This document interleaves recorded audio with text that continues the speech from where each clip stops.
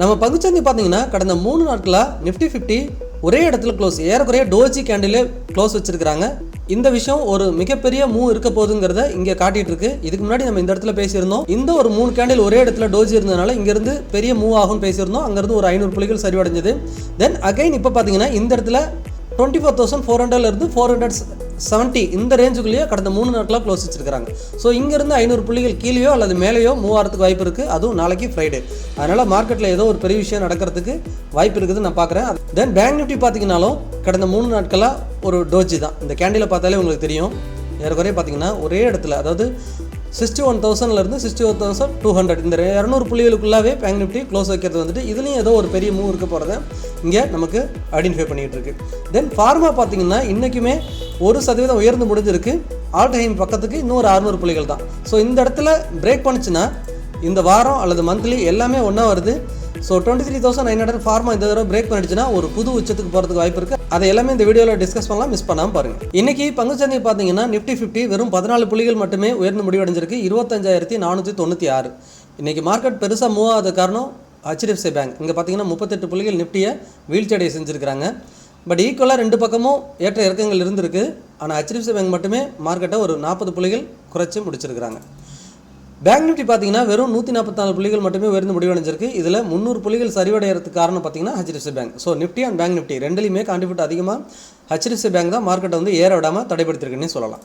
Nifty opening பார்த்தீங்கன்னா 25,556 open ஆனிச்சு. அங்கேருந்து ஏறக்குறைய ஒரு 20 புள்ளிகள் மட்டுமே உயர்ந்தது, 25,570. அதுக்கப்புறம் ஆஃப்டர்நூன் செஷன் வரைக்குமே 25,500 25,570 இந்த ஒரு 70 புள்ளிகளுக்குள்ளாவே இருந்தது. ஆனால் ஆஃப்டர்நூனுக்கு அப்புறம் மார்க்கெட் ஒரு 100 புள்ளிகள் சரிவடைஞ்சிருச்சு, 25,400 வரைக்கும் போணுச்சு. ஸோ ஆனால் மார்க்கெட் முடிவில் இறுதியாக எங்கே ஓப்பன் ஆனிச்சோ அங்கேயே க்ளோஸ் வச்சுட்டாங்க, 25,496. இன்றைக்கி என்எஸ்சியில் வர்த்தகம் நடந்த 3,259 பங்குகளில் 1,686 பங்குகள் அட்வான்ஸு, 1,460 பங்குகள் டிக்ளைன், அன்சேஞ்ச் 113, 52 வீக் ஹை தொட்ட பங்குகள் 65, 52 வீக் லோ தொட்ட பங்குகள் 190, Appar circuit 69, lower circuit 72. So மார்க்கெட்டில் இன்றைக்கி ரெண்டு பக்கமும் ஈக்குவலாக ஏறின பங்குகளும் 1,600, இறங்கின பங்குகள் ஒரு 1,500, ஏறக்குறைய ஈக்குவலாக இருந்ததுனால மார்க்கெட் நியூட்ரலாகவே முடிச்சிருக்காங்க பேங்க் நிஃப்டி அண்ட் நிஃப்டி எல்லாமே. ஸோ செக்டார் வைஸ் பார்த்தீங்கன்னா இன்றைக்கி ஃபார்மாத்துறை பங்குகள் மட்டும்தான், ஃபார்மாத்துறை செக்டார் மட்டும்தான் ஒரு 1% உயர்ந்து முடிவடைஞ்சிருக்கு. அதுக்கப்புறம் ஆட்டோ செக்டார் 0.8% முடிவடைஞ்சிருக்கிறாங்க. மற்ற செக்டார் எல்லாம் நியூட்ரலாக தான் க்ளோஸ் வச்சுருக்கிறாங்க. பர்டிகுலராக ஃபார்மாவில் பார்த்தீங்கன்னா Mankind pharma 5%, Alkem 2.4%, Zydus life science 2.2%, Glenmark, Laurus lab, Sun pharma இவங்களாம் தலா 1% க்ளோஸ் வச்சுருக்கிறாங்க. தென் ஆட்டோத்துறை பங்குகளில் பார்த்தீங்கன்னா Tata motor passenger vehicle 2.9%, Eicher motor 2.7%, Motherson 1.5%. Then எல்லாமே ஓரளவுக்கு பெட்டராக க்ளோஸ் வச்சுருக்காங்க. எம்என்டம் மட்டும்தான் 0.3% மைனஸில் க்ளோஸ் வச்சுருக்காங்க.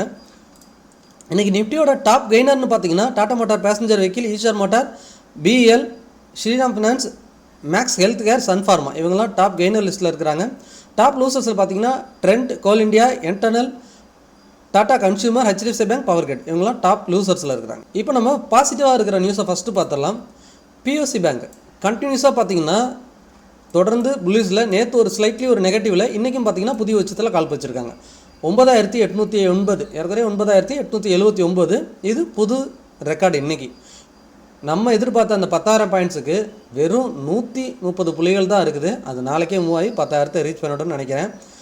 பட் பார்க்கலாம். பட் POC இண்டெக்ஸை பொறுத்த வரைக்கும் ஒரு அல்ட்ரா மூவில் இருக்குது. பட் இது எந்த இடத்துல சேஞ்ச் ஆகுதுங்கிறத பார்த்து எக்ஸிட் பண்ணணும். பட் மார்க்கெட் சப்போர்ட் பண்ணுச்சுன்னா இன்னுமே உச்சம் போகிறதுக்கான அதிகமான வாய்ப்பு இருக்குது என்னோட கணிப்பில். தென் ஃபார்மா துறைக்கு வருவோம். ஃபார்மா துறை பார்த்திங்கன்னா நம்ம எதிர்பார்த்த மாதிரி லாஸ்ட் 2 டேஸை 600 புள்ளிகள் உயர்ந்திருக்கு. 22,700 நம்ம பேசியிருந்தோம். இப்போ 23,300, ஏறக்குறைய 600 புள்ளிகள் மூவ் ஆயிருக்கு. ஸோ வீக்லி கண்டியில் இது நம்ம இந்த வார இறுதியில் அனலைஸ் பண்ணலாம், வீக்லி அண்ட் மந்த்லியில். இங்கே பார்த்தீங்கன்னா இதுக்கு முன்னாடி அதனோட ஹை 23,900. ஸோ இப்போ இருக்கிறது 23,300. இங்கேருந்து ஒரு 600 புள்ளிகள் தொலைவில் இருக்குது. இந்த 600 புள்ளிகளை இந்த மாதமோ அல்லது நெக்ஸ்ட் மந்த்தோ பிரேக் ஆகுது அப்படின்னா இங்கேருந்து ஒரு சூப்பரான ரேலி வரத்துக்கு ஃபார்மாவில் ஆப்பர்ச்சுனிட்டி இருக்குது. பிரேக் அவுட் ஆகுமான்னு இந்த வாரம் பார்ப்போம். மோஸ்ட்லி எனக்கு தெரிஞ்சு ஃபார்மா துறை பங்குகள் பிரேக் அவுட் ஆகிறதுக்கு அதிகமான வாய்ப்பு இருக்குது. அது இந்த வார இறுதியில் நம்ம அனலைஸ் பண்ணலாம். 2 நாளாக பார்த்திங்கன்னா நல்ல மூவ்மெண்ட் தான். ஏறக்குறைய 600 புள்ளிகள் 2 நாளில் மூவ் ஆயிருக்கு. நாளைக்குமே ப்ளஸில் போகிறதுக்கான நிறைய பாசிபிலிட்டி இருக்குது. தென் எனர்ஜி செக்டார் நம்ம பார்த்தோம், பிரேக் அவுட் நடந்திருக்குன்னு சொல்லிட்டு ஒரு நல்ல வீக்லி கேண்டில் வரல. இன்றைக்கி பார்த்திங்கன்னா டோஞ்சி இன்றைக்கி பார்த்தீங்கன்னா ஒரு டோஜி பேட்டர்ன் தான் முடிவடைஞ்சிருக்குது. ஸோ கண்டினியூஸாக இது வந்து நல்ல புல்லிஷ் கேண்டில் இந்த இடத்துல பிரிண்ட் ஆனிச்சுன்னா எனர்ஜி செக்டார் ஒரு நல்ல மூவ் கொடுக்கறதுக்கு வாய்ப்பு இருக்குது. அதுக்கப்புறம் பார்த்தீங்கன்னா ஆட்டோ துறை பங்குகள் கண்டினியூஸாக திரும்பவும் அப் நோக்கி போயிட்டுருக்குது. பார்த்தீங்கன்னா திரும்பவும் அதனோட ஆல் டைம் ஹை பக்கத்தில் வந்துருச்சு. இப்போ பார்த்தீங்கன்னா தெரியும் 29,200. ஸோ ஏற்கனவே 28,600 இருக்குது. இன்னொரு 500-600 புள்ளிகள் உயரத்தில் அதனோட ஹை இருக்குது. ஸோ அதை பிரேக் பண்ணிச்சுன்னா ஆட்டோ துறை பங்குகள் திரும்பவும் ஒரு புது உச்சத்துக்கு போகிறதுக்கு வாய்ப்பு இருக்குது. ஸோ இதெல்லாம் எதை மீன் பண்ணுதுன்னா நிஃப்டி ஏதோ ஒரு சப்போர்ட் எடுத்து அகைன் மார்க்கெட் 26,000 கிட்ட வந்துச்சுன்னா இந்த auto sector and pharma BSc index இது எல்லாமே புது உச்சத்துக்கு போயிருக்கும். நிஃப்டியுமே 26,000 தொடர்றதுக்கு அதிகமான பாசிபிலிட்டி இருக்குது. பட் என்ன நடக்குதுன்னு வெயிட் பண்ணி பார்ப்போம். மெட்டல் செக்டாரும் பார்த்தீங்கன்னா இன்றைக்கி ஒரு சின்ன மூவ் தான். கேண்டில் ரெட்டில் இருந்தாலும் ஆல் டைம் பக்கத்து போயிடுச்சு. 12,500 நம்ம பேசியிருந்தோம். 12,450 க்ளோஸ் வச்சுருக்காங்க. இன்னொரு 100 புள்ளிகள் உயர்ந்து பிரேக் ஆனிச்சுன்னா மெட்டல் இண்டெக்ஸ் திரும்பவும் ஒரு புது உச்சத்துக்கு போகிறதுக்கு அதிகமான பாசிபிலிட்டி இருக்குது. ஃபைனலாக நிஃப்டிக்கு வருவோம். இப்போ நம்ம பார்த்த செக்டார்லாம் ஒரு நல்ல பிரேக் அவுட் ஆகிட்டு இருக்க மாதிரி தெரியுது. ஆனால் நிஃப்டி மட்டும் பார்த்தீங்கன்னா 25,300 பக்கத்துலேயே இருக்குது. நம்ம என்ன பேசியிருந்தோம் லாஸ்ட் இந்த இடத்துல, அதாவது February 6, 7, 8 இந்த 3 டேஸாக ஒரே இடத்துல க்ளோஸ் வச்சுருந்தாங்க ஒரு டோஜியில். ஸோ ஏதோ ஒரு பெரிய மூவ் இருக்குன்னு எதிர்பார்த்தோம். பட் அந்த மூவ் பார்த்தீங்கன்னா 25,900 டக்குன்னு 2 டேஸில் 25,500 வரைக்கும் வந்துருச்சு. ஏறக்குறைய 400 புள்ளிகள் இறங்கி முடிஞ்சிருந்தது. இப்பயும் பார்த்தீங்கன்னா 25,400 25,500 இந்த 100 புள்ளிகளே கடந்த 3 நாளாக க்ளோஸ் வச்சுருக்கு. ஸோ இதுவும் ஏதோ ஒரு பெரிய மூவ் இருக்குங்கிறத நமக்கு குறிக்குது.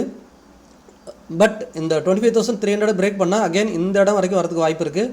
25,000 வரைக்கும் வந்துடலாம். அகைன் ஒரு 300 புள்ளிகள் சரிவடைகிறதுக்கு வாய்ப்பு அமைஞ்சிடும். ஸோ அந்த இடத்த பிரேக் பண்ணுறதுக்கே இன்னும் நமக்கு ஒரு 150-200 புள்ளிகள் இருக்குது. பட் ஓவராலாக இங்கேருந்து பார்க்கும்போது இந்த பார்த்தீங்கன்னா இந்த பிக் கேப் அப் நடந்துச்சு இல்லையா, அந்த ட்ரேட் டீல் நடந்தப்போ February 3 ஒரு பெரிய கேப் அப் இங்கே பார்த்தீங்கன்னா தெரியும். 25,000 டேரெக்டாக 25,700 வரைக்கும் போணுச்சு. ஸோ 700 புள்ளிகள் கேப் அப். ஸோ இந்த கேப்பை ஃபில் பண்ணணும்னா இப்போ இருக்கிற இடத்துலேருந்து ஒரு 500 புள்ளி இருக்குது. ஒரு வேளை மார்க்கெட் நாளைக்கு எதனா ஒரு பக்கம் மூவ் இருந்தால், வெள்ளிக்கிழமை வேறு, நாளைக்கு பாட்டமில் இந்த 500 புள்ளியை கேப்பை ஃபில் பண்ணிட்டு இங்கேருந்து சப்போர்ட் எடுக்க தான் நம்ம பார்க்கணும். மேக்ஸிமம் இந்த இடத்த பிரேக் பண்ணால் கட்டாயமாக இந்த கேப்பை ஃபில் பண்ணுறதுக்கு அதிகமான பாசிபிலிட்டி இருக்குது. பட் மார்க்கெட்டை கணிக்கிறது ரொம்பவே கஷ்டமாக இருக்குது இப்போது. ஏன்னா மற்ற செக்டார்லாம் சில செக்டார் மார்க்கெட்டுக்கு சப்போர்ட் பண்ணிகிட்டு இருக்காங்க. ஆனால் சில செக்டார்லாம் பார்த்திங்கன்னா பர்ஃபார்ம் பண்ணல. நிஃப்டியும் பார்த்திங்கன்னா ஒரு இண்டிசிஸ் மூவ்மெண்ட்டில் இருக்குது. பட் இந்த இடத்த நோட் பண்ணிக்கோங்க. 25,300 பிரேக் பண்ணால் அகைன் ஒரு 200 புள்ளிகள் விழுந்துட்டு தான் மார்க்கெட் அப் ஆகும். இல்லைன்னா இந்த இடத்துல சப்போர்ட் எடுத்துட்டு அகைன் இங்கேருந்தே 26,000 போகிறதுக்கு வாய்ப்பு இருக்குது. மார்க்கெட் ஏதோ ஒன்று நெக்ஸ்ட் வீக்கில் ஏதோ ஒரு டேரக்ஷன் கட்டாயமாக கிடைக்கிறதுக்கு சான்ஸ் இருக்குது. நாளைக்கு மூவ்லேயே நமக்கு தெரிஞ்சிடும் நிஃப்டி வந்துட்டு அடுத்த வாரம் எப்படி மூவ் ஆக போகுதுன்னு. தென் பேங்க் நிஃப்டியுமே அது தெரியுது. இங்கே பார்த்தீங்கன்னா தெரியும், கடந்த 3 நாளாக ஒரே இடத்துல ஒரு டோஜி மாதிரி தான் க்ளோசிங் பக்கத்துலேயே வந்துருக்கு. 61,000 61,200 இந்த ரேஞ்சுக்குள்ளே தான் க்ளோசிங் இருக்குது கடந்த 3 நாளாக. ஸோ இதுவும் ஏதோ ஒரு விஷயத்துக்காக வெயிட் பண்ணுது. பட் பேங்க் நிஃப்டி ஃபாலோ வந்தால் கொஞ்சம் ஹெவியாக ஃபாலோ வரலாம். இங்கே பார்த்தீங்கன்னா 60,800 இந்த இடத்த பிரேக் பண்ணிச்சுன்னா இங்கே வரைக்கும் 800 புள்ளிகள் 60,000 தான் அடுத்த சப்போர்ட் இருக்குது. ஸோ இந்த இடம் வரைக்கும் வரதுக்கான பாசிபிலிட்டி இருக்குது. பட் வெயிட் பண்ணி பார்க்கலாம்.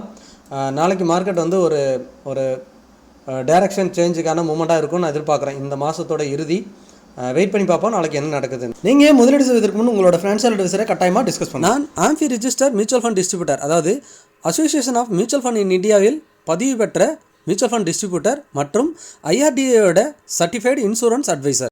நீங்கள் mutual fund and term life health insurance ரிலேட்டடாக எனி குவைரிஸ் இருந்தாலும் நீங்கள் டிஸ்பிளேல தெரிகிற வாட்ஸ்அப் நம்பருக்கோ அல்லது மெயில் ஐடிக்கோ தொடர்பு கொள்ளுங்கள். அல்லது டிஸ்கிரிப்ஷனில் இருக்க கூகுள் ஃபார்ம் ஃபில் பண்ணுங்கள், நான் உங்களை தொடர்பு கொள்கிறேன். நம்ம சேனலுக்கு நீங்கள் புதுசாக இருந்தீங்கன்னா நம்ம சேனலை சப்ஸ்கிரைப் பண்ணுங்கள். உங்களோட ஃப்ரெண்ட்ஸ் அண்ட் ஃபேமிலிக்கு மறக்காமல் ஷேர் பண்ணுங்கள். மீண்டும் ஒரு நல்ல வீடியோவில் சந்திக்கிறேன். உங்கள் கோவிந்த்.